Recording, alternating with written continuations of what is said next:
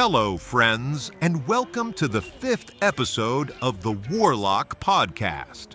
As always, I am Fat Fred, the CEO of Story Vault, and the man carrying the absolute weight of the most critical opinions in Hollywood will be your host.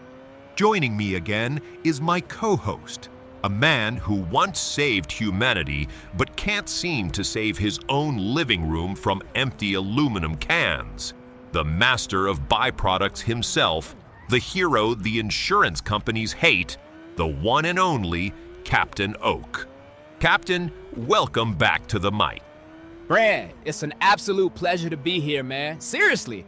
Look, I gotta apologize if I'm speaking a little fast today. My sidekick, Acorn, discovered cold brew coffee about an hour ago, and he's currently trying to rewire my old grappling hook launcher in the hallway. If you hear a loud bang, just ignore it, you know, man? From your lips to God's ears, Oak. Let's just pray he doesn't take out our soundproofing. Today, we are diving straight back into the deep waters of the new Hollywood era.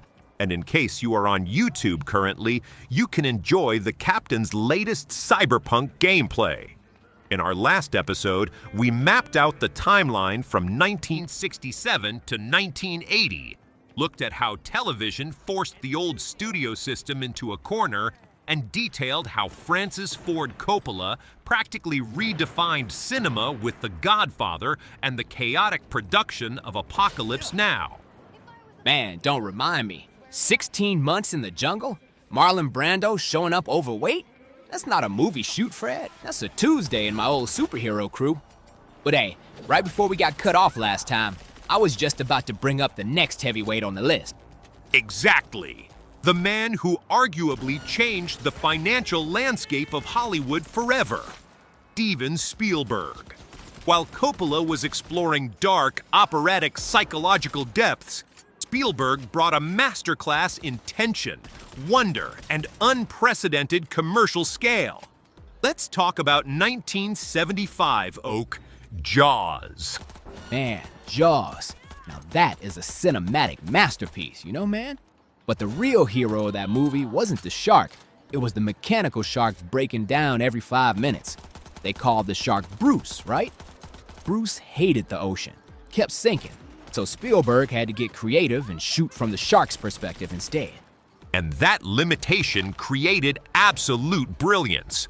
By hiding the monster, the dread became psychological. But what really cements Spielberg's place in the new Hollywood pantheon isn't just his directing style, it's how Jaws revolutionized film distribution. Before 1975, movies opened slowly, city by city. Jaws opened across the entire country simultaneously, backed by a massive television marketing campaign. It practically invented the summer blockbuster, clearing over $470 million worldwide. See? That's what I'm talking about. And then he follows it up with Close Encounters of the Third Kind in 1977. Pure cinematic magic. I actually tried to pitch a movie about my own alien encounters back in the day. But Mayor Gizmo told me nobody wanted to see a superhero getting a parking ticket from a UFO. Total garbage, man. Moving past your unmade cinematic universe, Captain, we cannot talk about Spielberg without immediately talking about his closest comrade, George Lucas. Lucas started out in the early 70s with American Graffiti, a brilliant, low-budget, character-driven look at youth culture that was a massive sleeper hit. But then 1977 happened.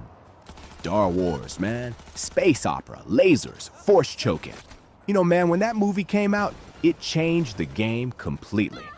But as the master of byproducts, I gotta respect the real genius of George Lucas. The studios didn't think the movie would do anything, so Lucas made the deal. He kept the sequel rights, and more importantly, the merchandising rights. A move that made him a billionaire and shifted the power dynamic in Hollywood forever. Suddenly, the film wasn't just a piece of art or a 2-hour theatrical experience.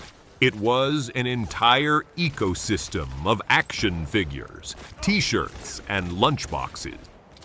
Lucas built industrial light and magic because the technology to make his vision didn't exist. He literally built the modern visual effects industry from scratch. Exactly. Actually, Acorn has the original 1977 Boba Fett action figure, but he took the jetpack off. Total tragedy, man. But look, while Lucas and Spielberg were taking audiences to outer space and the deep ocean, there was another guy keeping things incredibly dirty, gritty, and right on the streets of New York. You are referring, of course, to the master of gangsterwood, Martin Scorsese. If Spielberg and Lucas represent the grand, optimistic, blockbuster side of New Hollywood, Scorsese represents its dark, uncompromising, artistic underworld. Oh man, Scorsese doesn't pull any punches. Mean Streets in 1973, and then Taxi Driver in 1976. Robert De Niro walking around New York with that mohawk, looking in the mirror saying, "Are you talking to me?" Man, I used to say that to villains all the time. Scorsese's brilliance in this era was his ability to bring European art house sensibilities, frenetic editing, morally ambiguous characters, intense violence, and pop music soundtracks into mainstream American cinema. He didn't make movies to satisfy studio executives. He made them to explore guilt, isolation, and redemption. Taxi Driver won the Palme d'Or at Cannes because it was a deeply uncomfortable, unflinching look at the post-Vietnam American psyche. It wasn't clean, it wasn't heroic, and it certainly didn't have a happy ending. No action figures for Travis Bickly, that's for sure, man. It was pure, raw filmmaking where the director had total control over his vision, which honestly leads us to the big question, Fred. If these guys were making masterpieces and printing money, how did this whole beautiful era come crashing down? We will discuss that in the third and last part, Captain, which will come out next week. Do you have a word for the end, Captain? Simsalabim, as cold and grim as Butcher in The Boys when he knocks off Homelander's grin. Spoken like a true poet, Captain. That's it, friends. Come back next week for the final part, and have a nice day.